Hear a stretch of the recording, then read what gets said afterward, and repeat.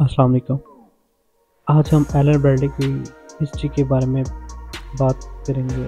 Elon Bradley क्या है, Elon Bradley की क्या हिस्ट्रीज हैं और इनका क्या स्कोप है इंडस्ट्री की फील्ड में।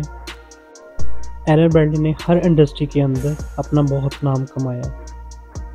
आजकल हर ऐसी चीज़ जो ऑटोमेट चल रही है, ऑटोमेटिकली चल रही है, प्लांट चल रहे हैं, तो इसके पीछे इनका बहुत बड़ा नाम है एलन ब्रैडली का।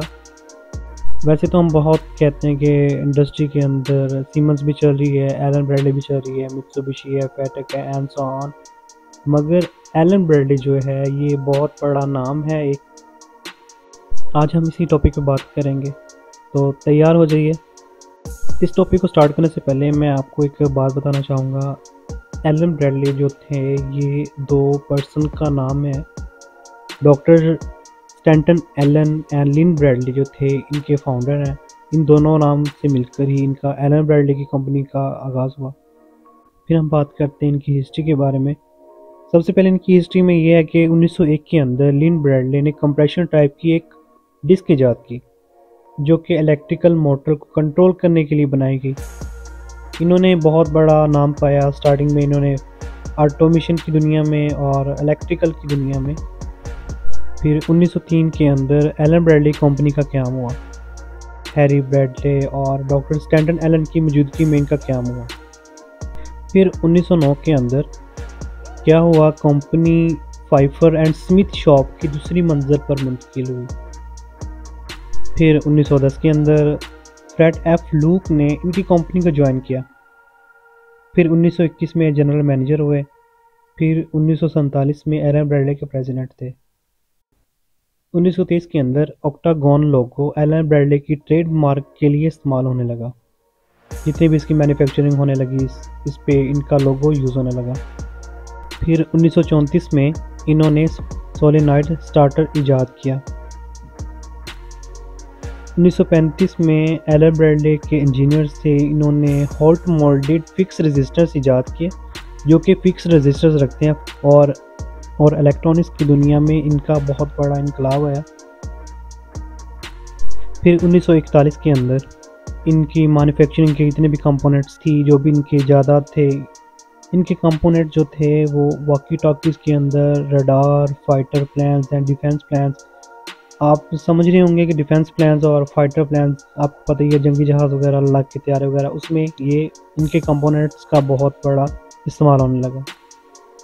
फिर 1942 के अंदर लिन ब्रैडली की डेथ हो गई और इसके छोटे भाई हैरी ने इनकी क़यादत संभाली, इनकी कंपनी को संभाला।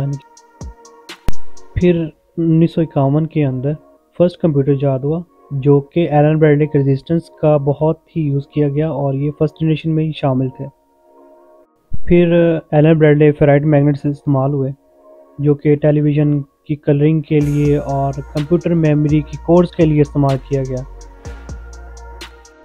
फिर 1962 के अंदर 4 साइडेड क्लॉक इन्होंने इन्वेंट किया, इन्होंने ईजाद किया, जो कि फर्स्ट टाइम क्लॉक था जो इन्होंने ईजाद किया था। 1965 के अंदर इन्होंने एक कंपनी लॉन्च की जिसका नाम सोनिक शिफर प्रोडक्ट था। जितने भी प्रोडक्ट्स बनती थी ये नासा वाले यूज़ करते थे।